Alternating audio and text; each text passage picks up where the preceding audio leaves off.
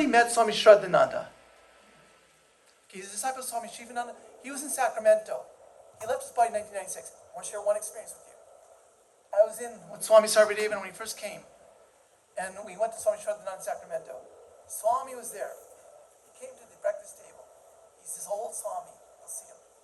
He said, Sukumar. That's Swami Sarvadevan's first name. Sukumar, do you know what happened? I was meditating. I was meditating. And I was doing my japa. As I was doing my japa, what started happening? The wall started vibrating with japa. The bed started vibrating with japa. The pillows started vibrating with japa.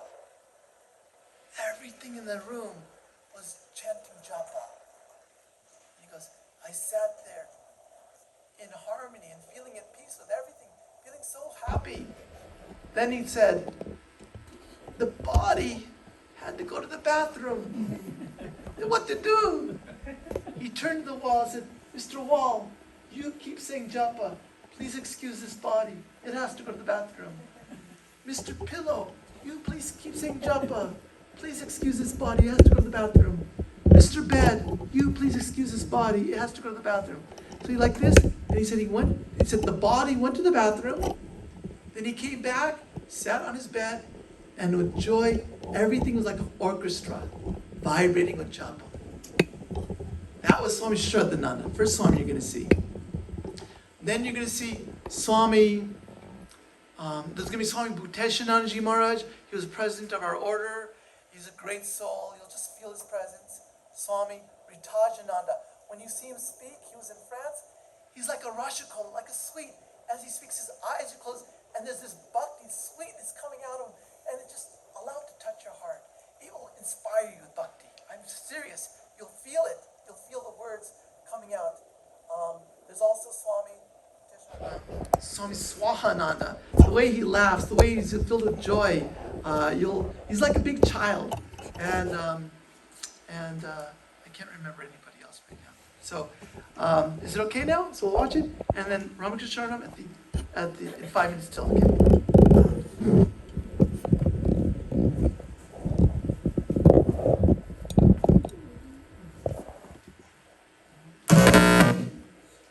Okay.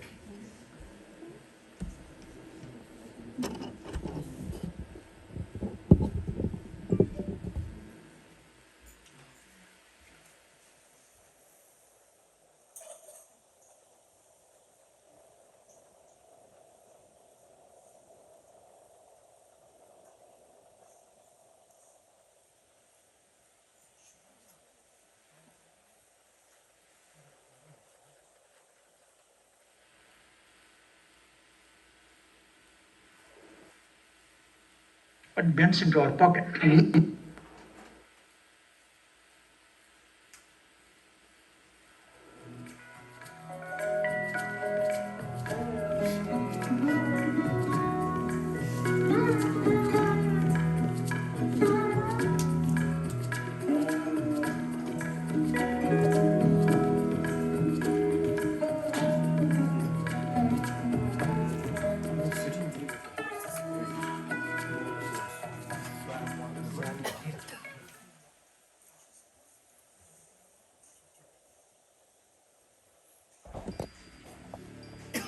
This is Swami Shraddhananda, the first one I told you about the mantra.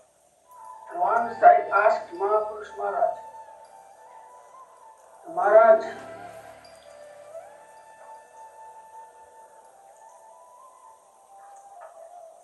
there are so many deities in the Hindu religion. Kali, Jagadhatri, Shiva, Krishna, Radha, and so many devotees. And you have given me the holy name of Ramakrishna. He even said the Holy Mother. I asked you about Holy Mother. He said Holy Mother is Sri Ramakrishna. Holy Mother is not different from Sri Ramakrishna. Why do you repeat Sri Ramakrishna's mantra, the Holy Mother's mantra is automatically repeated. Holy Mother and Sri Ramakrishna are not different. Then I said, what about Kali, Jagadhatri? Are these deities different? No. They are all in Sri Ramakrishna. So have this faith that Sri Ramakrishna is Sarva Deva Devi Sarupa. He is the embodiment of all Devas and Devis. I said Kali, well yes, Kali. I said Jagadhatri, well yes, Jagadhatri. Sri Ramakrishna is Kali, Sri Ramakrishna is Jagadhatri, Sri Ramakrishna all forms. So when we should respect and salute all different forms, but you know that in your Ishta, in Sri Ramakrishna, all these deities are there.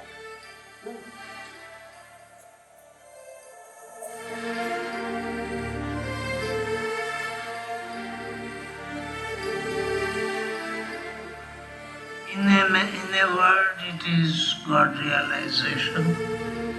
And he declared as God is infinite, the ways of reaching him are also infinite. Various are the ways. What is needed is one's wholehearted devotion and strong yearning for reaching him, irrespective of the path that he may be following.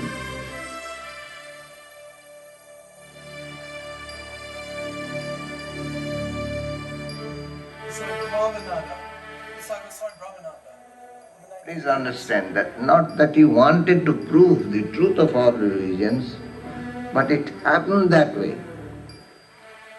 And so the universality of religion was established. And he said, so many faiths, so many ways to realize God, the same reality. In the Vedas, the oldest scriptures, we read, Ekam Sat Vipra Bahudha Vadanti. Truth is one, sages call it by various names.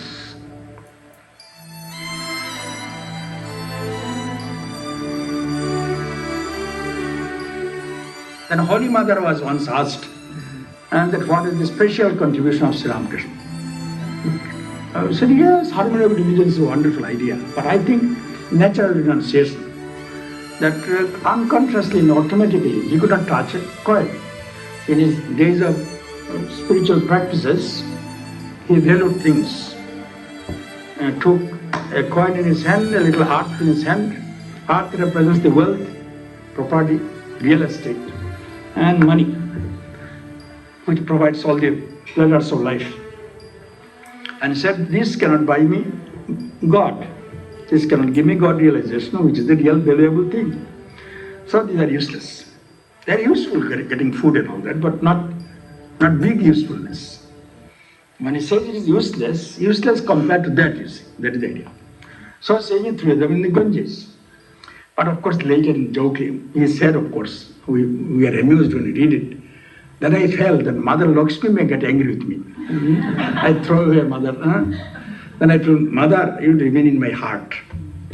Anyhow, so the idea was the renunciation was the natural renunciation. In later days, he was so much attuned to this idea, as if all the pores of his body absorbed that idea, that in later days, whenever he would touch a coin, Narendra tested him by putting coin under his mattress. And he goes there, sits and jumps up, as if a scorpion bites, jumps up.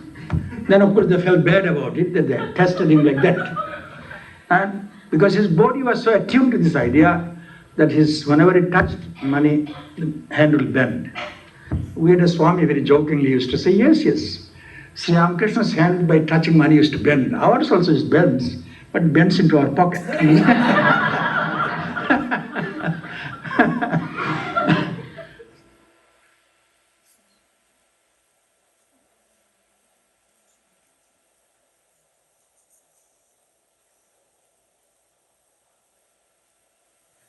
what is absolutely necessary is renunciation. That renunciation did not mean we should all live on earth and home and become monks. He never said that.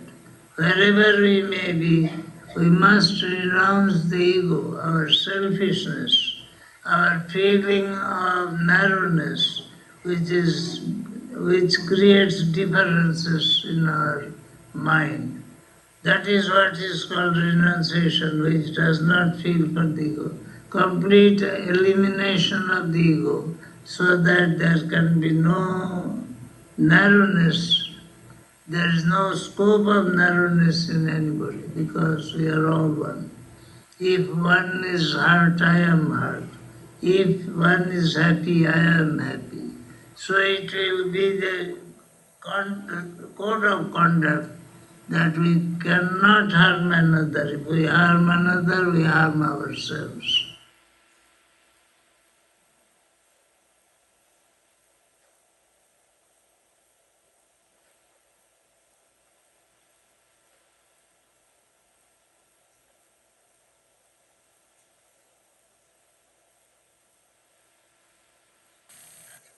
That's funny thing. For many of us, with all our high education, we think for spiritual life we have to read many books. Not many books are necessary. Just to chant the name of the Lord. We can't believe, because can it be so simple? It is so simple. Because when you begin to chant the Lord's name, things begin to change. I give you a very simple example. If you go on chanting, you may chant your own mantra. Whatever mantra you have, you chant. You give your own melody, you go on chanting in your house. Naturally, it makes a very pleasant occupation. Otherwise, your mind will think, oh yes, she is not good. She broke this thing. And so many complaints about all the people around and all the mistakes you did, and so the time goes on in a very absurdly useless way. Now, instead of becoming unhappy by thinking of useless things, you become happy. Chanting the Lord, after even about 10 or 15 minutes, you can feel the change that has come over you.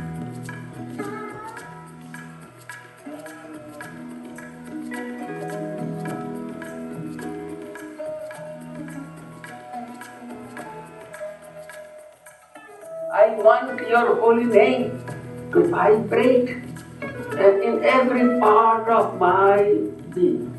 When I repeat your holy name, I am not singing. Every part of my body will repeat the holy name. This hand will, this is the holy name, repetition of the holy name. And every part, you will feel that. You feel that the mantra that I am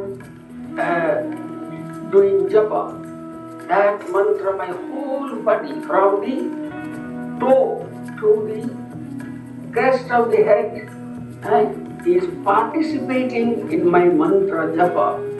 See, it feels that the whole, I am one with every part of the body. Now, not that each part has become a spiritual aspire. This body has been spiritualized, and from the toe to the crest of this mantra, this holy name is vibrating. And then farther, he has to feel that your holy name is not merely being repeated in this body-mind, but the whole universe is singing your holy name. The sky is singing, the mountains are singing, the trees are singing, the waters are singing, all human beings are repeating your holy name, cosmic holy name. And I want that holy name within me. I shall feel that the whole universe is doing japa with me. whole universe, all men, women, wherever they are, they have joined me in my mantra.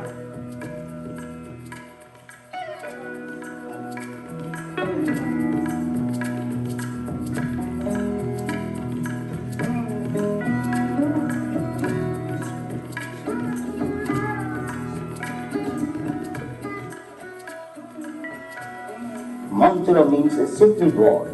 In the beginning was the word was God, the word was God, the word became flesh.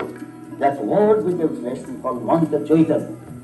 It will become a living and conscious. Is it something like you are calling God, but you don't get any answer?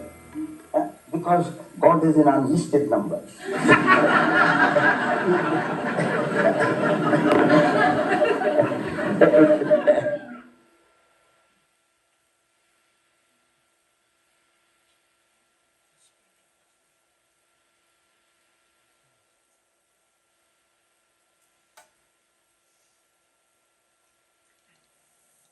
So in order to attain that goal, we have to meditate every day.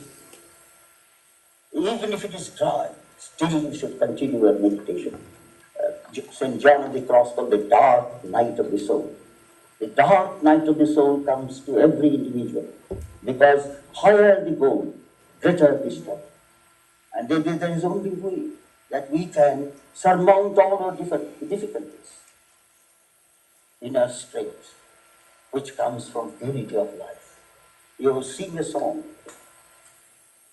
silent night, holy night. I want to change it. Silent life, holy life.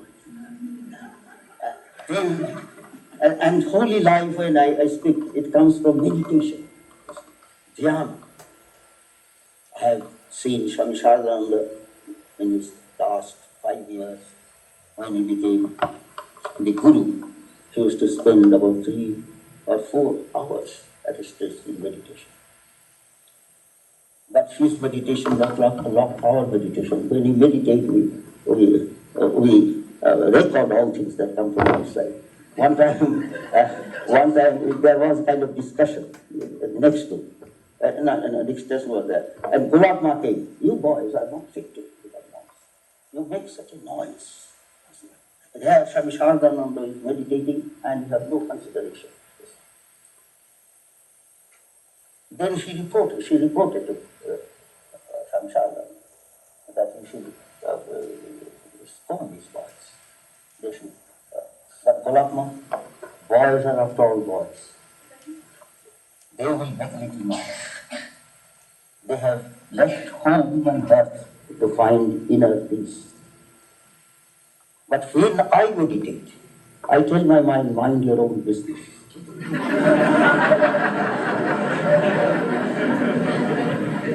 I have not heard any noise. It did not disturb me. There is no good in telling you like Seva, unconcerned, indifferent. But anyway, this meditation is withdrawal of the mind from the periphery and fastening into the center. In the center, there is the infinite spirit.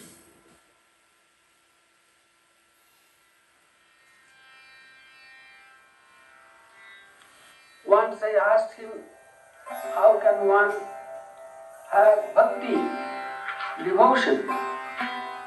At once he said, by sadhu sangha, the company of the holy. The company of the holy is the most effective means of developing bhakti. Because when you see the bhaktas, you remember that they are all bhaktas of God. And when you see a real bhakta doing japa, or doing puja, is plucking flowers, for what? For worship. See? So these are the holy associations, the sat sangha, sadhu sangha. By sadhu sangha, one can attain bhakti. Sadhu sangha means if you meet a holy man, that is very fortunate. But even if you do not meet holy man, you meet persons who are devoted to God, they are worshipping, they are praying, they are singing.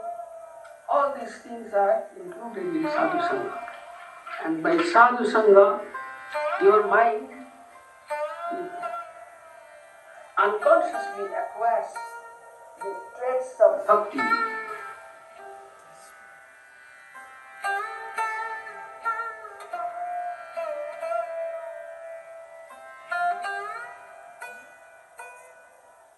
And then what's the way of finding God? And that is the message which Sri Ramakrishna, as foremost disciple of Vivekananda, made a special point to preach. Shiva Jnane Jiva Seva. That means serve God in man. You cannot find a better place to serve. That does not mean you don't have temples where you do not worship God, or you don't have places of pilgrimage where you do not go in search of God. We surely do that. And we will surely continue to do that. But we will also add something more. To see God in everything. That is why Swamiji afterwards made the motto of the Ramakrishna mission. Atmana mokshartham jagadhitayata. For one's own salvation and for the good of the world. What is that good of the world? We often think Ramakrishna mission goes around in India and feeds the hungry, clothes the naked. That's good. But it is not really that what we do. We know very well if you are hungry and if we give you food, you will be hungry again. If you give you a piece of cloth, it will be torn, you will need again. Behind that is that we see the divine in every being.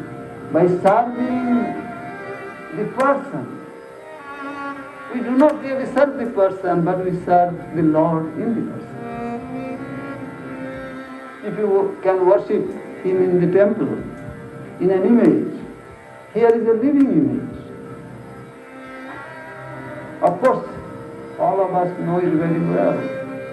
It is hard to worship a living being than an image or a portrait. Image does not speak. It does not protest. And then whatever you offer to the image, you can get back. But what you will offer to a living image does not come back. After you have served him very well, still he will be grumbling and complaining. Very hard. And the best test of how good Vedantini we are will be tested there.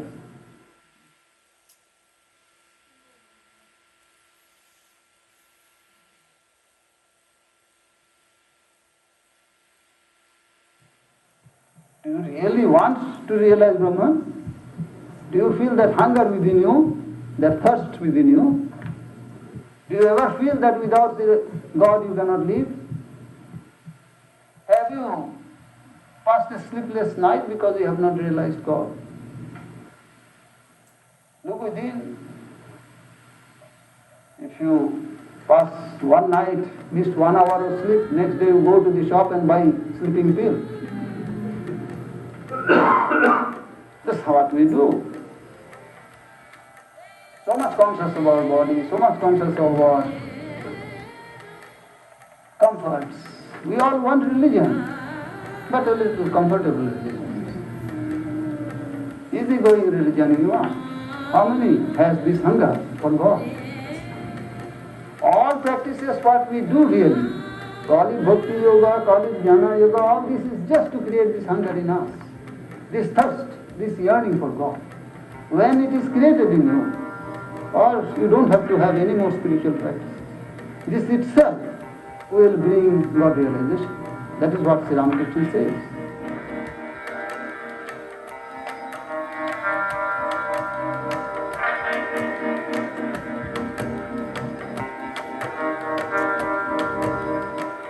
One time Sri Ramakrishna asked Rakal to gently massage his feet. You see, Rakal came from a very rich family and he thought That was the duty of servants to massage. And so he said, I can't do that, sir. Then Sri Ramakrishna said, why don't you just touch my feet? And then as he touched his feet, he began to see gods and goddesses floating around him.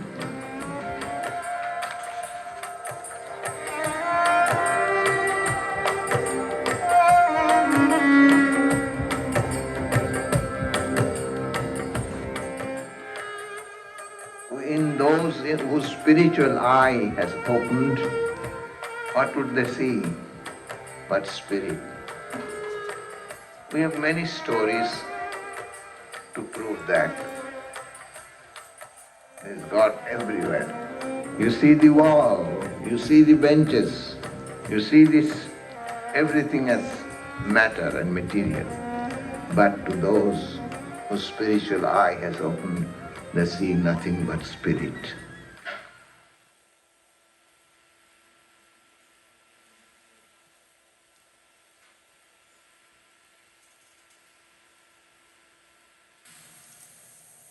It is very difficult to answer. But we believe, this is our faith, where the relics of Sri Ramakrishna will be kept, and where there will be the daily worship, and also both householders and renunciates will meditate on the Ishta, the chosen ideal. Then the shrine will be a citadel of strength, a magazine of power.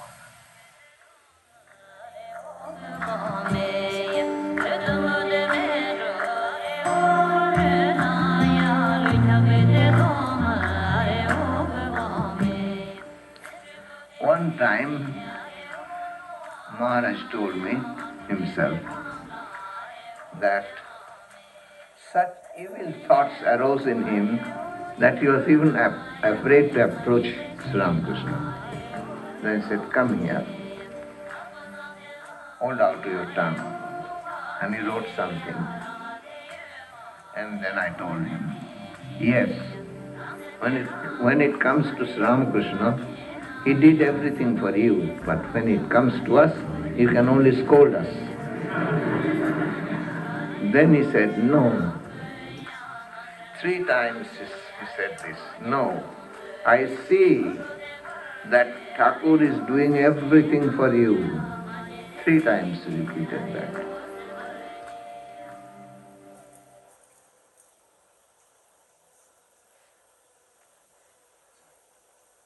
The Swami who's going to be dancing, he said that